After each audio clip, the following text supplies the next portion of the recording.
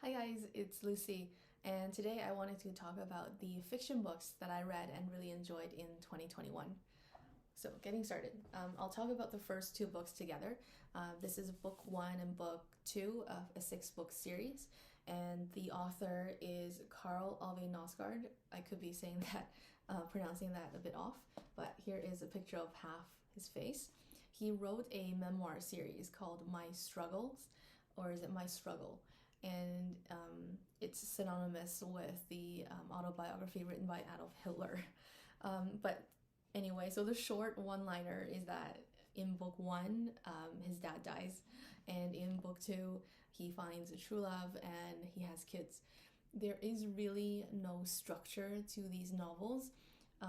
There is somewhat of a chronological order as to the sequence of events, but other than that, it's literally about one Norwegian man living his life and dealing with family, work, the day to day. The magic, I would say, lies in the details. There are layers and layers of introspection and emotions, just based on the way that he's perceiving things himself, how that makes him feel, and he is reflecting on why that is, first of all, and then at the same time he is able to so clearly and in a very kind of scary way put himself in other people's shoes and talk about them from their own skin, and then he'll react to something because it's talking about either like a dinner with friends or just a conversation or a coffee or just looking at people on the street.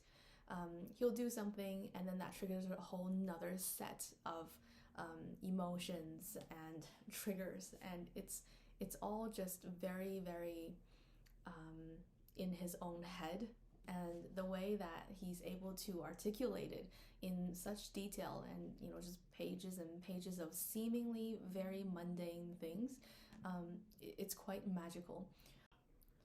So I first came across My Struggle through another YouTuber's recommendation, but these books have been huge hits internationally.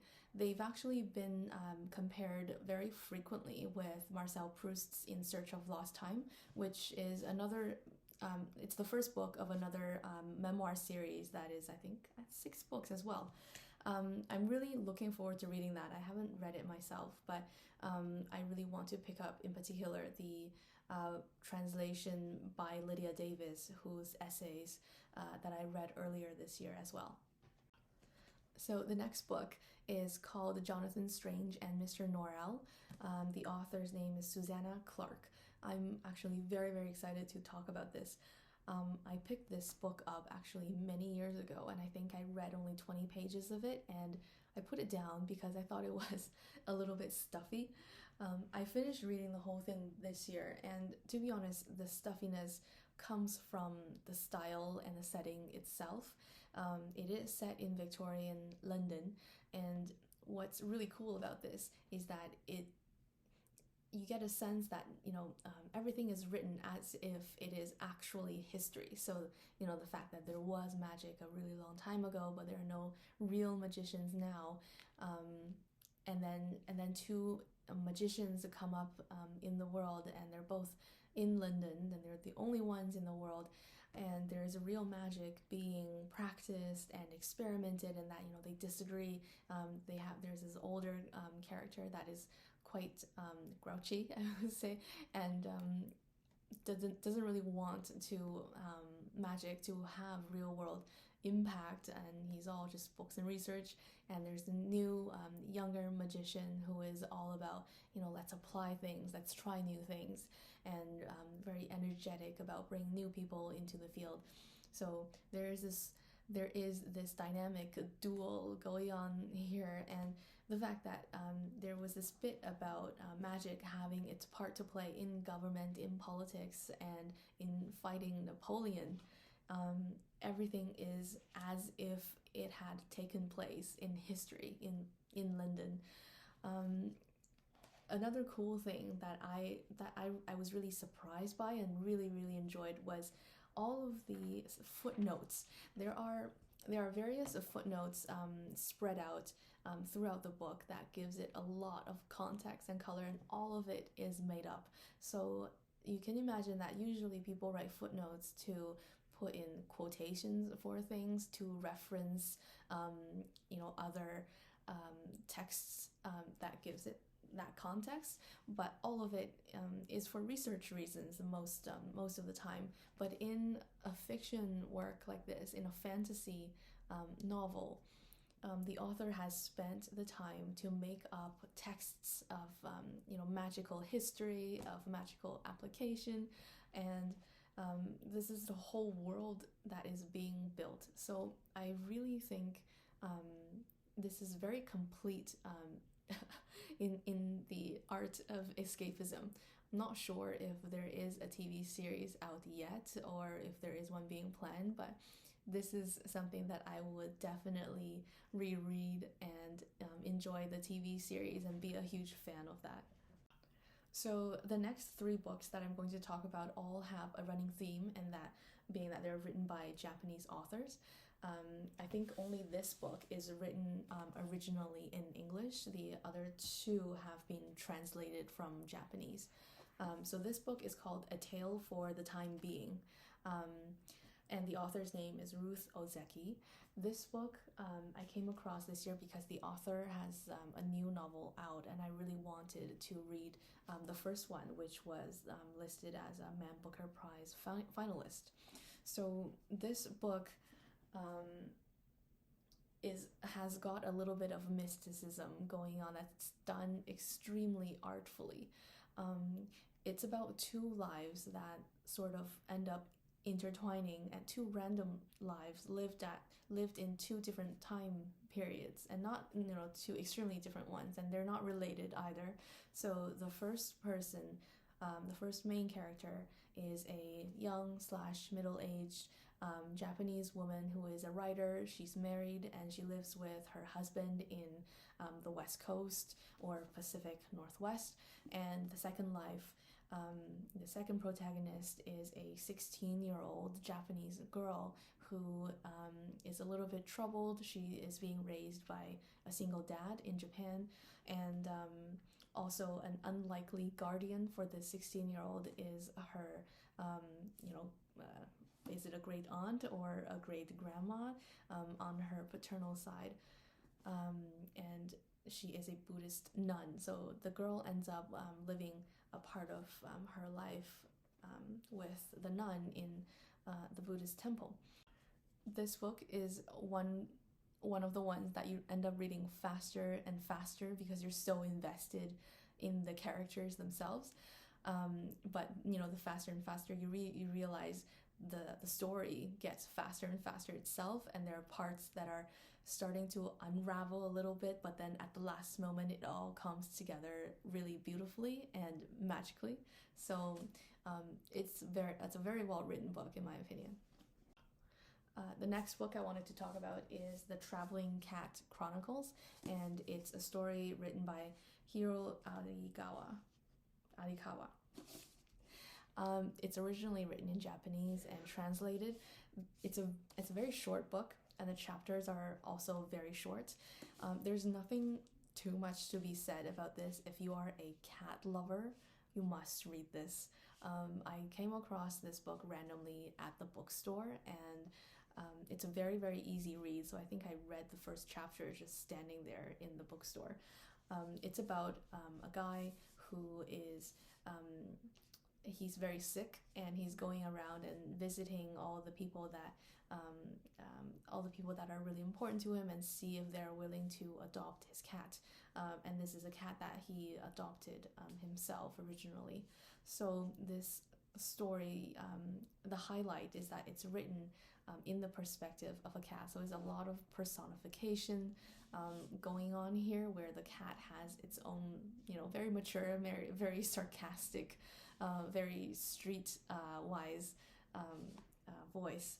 So I ended up crying, I think, in a lot of these chapters. It is written with such high emotional charge, but in a very subtle way, in the way that it makes you grateful for all the human connections that we're able to experience as a species, but through the eyes of a cat. I this is an amazing book for anyone who likes cats. The next book I wanted to talk about is called Breasts and Eggs, and it's written by a female author named Mieko Kawakami. This book is hugely popular. I think the author has a second novel out as well, and I really wanted to pick up the original one, so similar to A Tale for the Time Being. It's about three women who are related. So the main character, her older sister, and her niece. It's talking about their lives in working class Tokyo / Osaka. It gives such a full picture of each character and is able to put them together in interactions that create a lot of dynamicism in an everyday sort of setting. And because it's a contemporary fiction, it provides for a very refreshing perspective on how other people live and what society standards are, how they're different, especially for someone like me who is Chinese and grew up in a Western environment. This book deals with some feminist themes. So from the combination of three characters, you get an element of coming of age from the niece, being childless from the main character, and growing old from the perspective of the older sister. The last book I wanted to talk about is called Acadian Driftwood by Tyler LeBlanc, and this is a very short creative nonfiction that I picked up while I was traveling in Cape Breton in Nova Scotia. This is a creative nonfiction because he explores the topic of the expulsion years when the British people deported the French Canadians or the Acadians from this area here, which is a map of Nova Scotia and surroundings. You can see that this original map, the older maps, have the original French name. So what we know today as Cape Breton was actually called Ile Royale. So what the author Tyler LeBlanc achieved with this was not only show us what he found through digging into his own family history, but also he was able to consolidate perhaps all of his research and findings into various stories that really fills in the blank for us as Canadians, as young people, as readers of that part of history that no one really talks about. I mean, in grade 10 Canadian history, the only Canadian history class that I took that was mandatory for everybody, the deportation of Acadians by the British was accomplished in like a half a pager. There was a picture of a ship showing some people walking towards the ship and a little call-out box saying the Acadians were told to leave their homes and were sent away. And basically that was it. There wasn't any explanation. There wasn't any descriptions of where they went, what happened to them. I think all of that human history is very important for us to try to understand and accept as young people. So in this book, I discovered some of the things that happened to the deported Acadians. So some of them were sent to the British settlements down south. I think most of them were. So for example, Virginia and Boston. I think perhaps there was another place on top of that. But the governors at these camps were not told that Acadians were coming. They were not told of the number of people that were coming into these earlier settlements. So no provisions were made for them.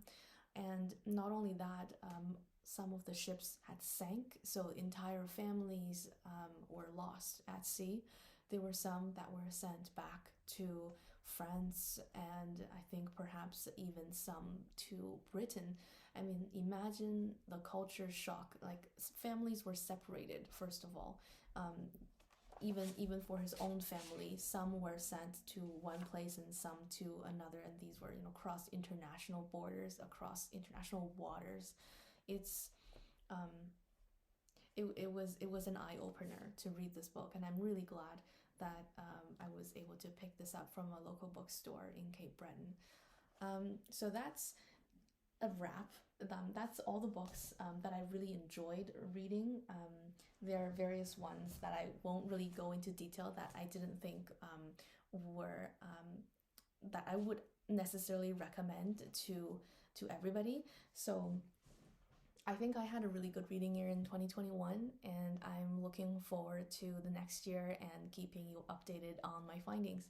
I hope you all have a good reading year in 2022 as well. Bye.